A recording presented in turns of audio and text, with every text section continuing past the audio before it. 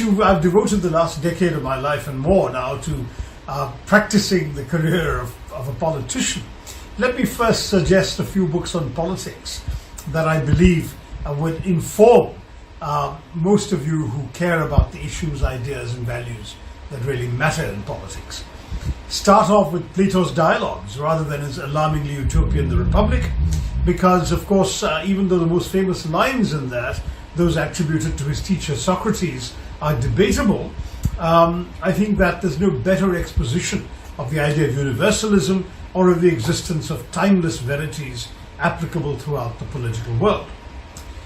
Then comes the Mahabharat, my favorite of the whole lot, composed sometime between the 4th century BC and the 4th century AD, told and retold for these 800 years, which has tremendous relevance not only in the political context but also the philosophical, cultural, personal and beyond.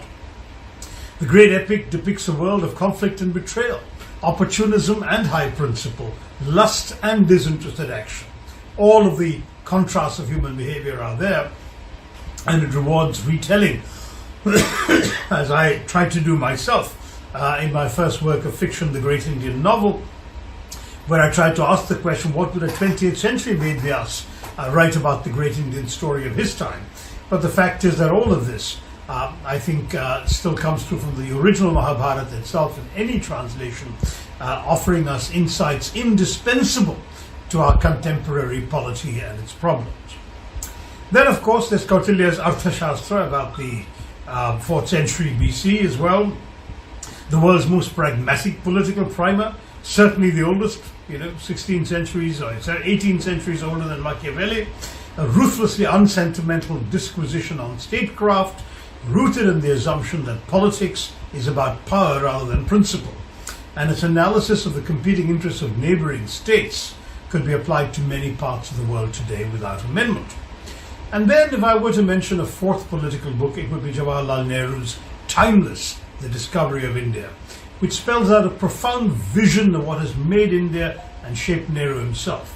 It's a magnificent evocation of India throughout its history, culture, politics and ideas, and at a time when Pandit Nehru's life and legacy are under challenge as never before, I think reading his own work provides the best insight into his own mind. My own book, Nehru, The Invention of India, now 17 years ago, but reissued a couple of years ago, anchors itself in his intellectual contributions as well as in his life and work. And then, of course, to turn to a little bit of fiction as well, because life is more than politics, I would recommend 100 Years of Solitude, the great Nobel-winning laureate Gabriel Garcia Marquez's extraordinary, magical reinvention of the Latin American experience. Any book by P.G. Wodehouse, really, if you want a diversion, sheer escapism, and literary delight all in one going. Maybe Heavy Weather is one of the funniest of his well-crafted masterpieces, among many others he's written, but there's so many you could pick. You can't go wrong with almost any, particularly in the golden years from the 1920s to the 1940s. Practically nothing is unreadable from the Wodehouse oeuvre. The Saga of Khasak by O.V. Vijayan is an Indian novel I would recommend, and originally a Malayalam novel that invented magic realism just about the same time that Garcia Marquez was attempting it, but in a very different sensibility, and I would strongly recommend that. The Book of Laughter and Forgetting by Milan Kundera, a moving, evocative experience of East European history under the communist era, informed by a rare insight into humanity. And finally, for a recent book that I found a lot of fun and lent to so many people and never got it back, The 100-Year-Old Man Who Jumped Out of a Window and Disappeared by Jonas Jonsson.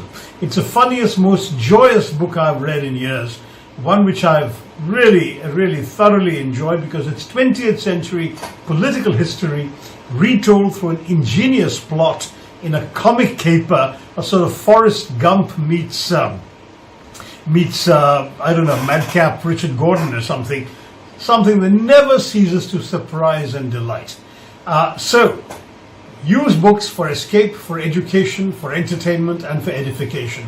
Have fun, stay safe, be well.